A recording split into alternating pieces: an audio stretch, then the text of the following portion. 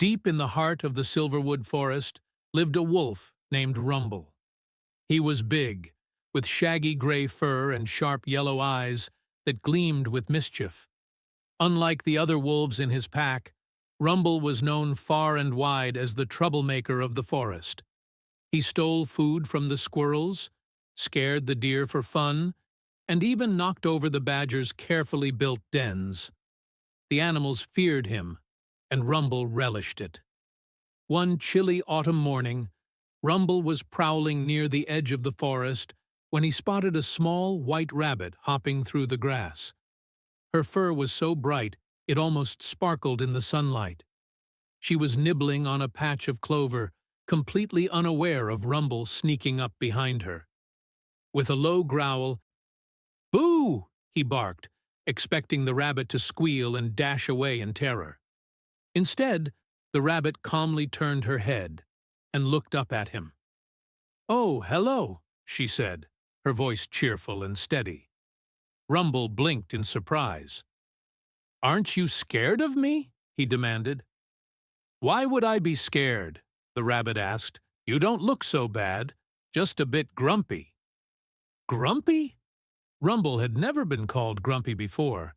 Fearsome, dangerous, and cunning, yes. But grumpy? He scowled. "You should be scared. I'm the big bad wolf, and I can do whatever I want." The rabbit shrugged. "Well, that doesn't sound very nice, but I suppose you have your reasons." Rumble didn't know how to respond. Most animals ran or begged for mercy, but this rabbit just stood there, unbothered. "What's your name, anyway?" he growled. "I'm Clover," she said. "And you?" "Rumble," he muttered, feeling oddly sheepish. "Well, Rumble," Clover said, "if you're not too busy being bad, maybe you could help me. My brother got stuck in a thorn bush down by the creek, and I can't get him out." Rumble scoffed. "Why should I help you? I've got better things to do." Clover smiled softly. "I suppose you could, but maybe helping someone would make you feel less grumpy." Something about Clover's calm confidence made Rumble pause.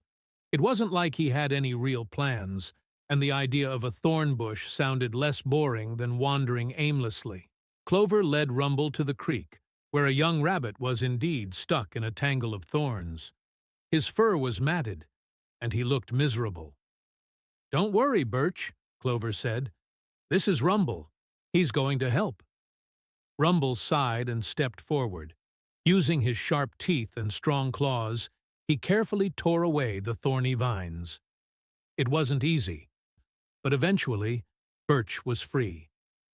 "Thank you," Birch said, his eyes wide with gratitude.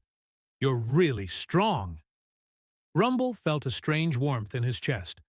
No one had ever thanked him before. Clover beamed at him. "See? That wasn't so bad, was it?" Rumble couldn't help but smile, just a little. "I guess not." Over the next few days, Rumble found himself thinking about Clover and Birch. He started noticing things he hadn't before. The joy in the birds' songs, the way the wind rustled the leaves, the way the forest felt alive. He even began helping other animals, fixing the badgers' dens, sharing food with the squirrels, and guiding lost deer back to their herds. The forest animals were wary at first, but soon they saw the change in Rumble. He wasn't the big, bad wolf anymore. He was just Rumble, a wolf who had learned that kindness felt better than fear. One day, as he sat by the creek watching the sunlight dance on the water, Clover hopped up beside him. "Not so grumpy now, are you?" she teased. Rumble chuckled. "I guess not. Thanks, Clover."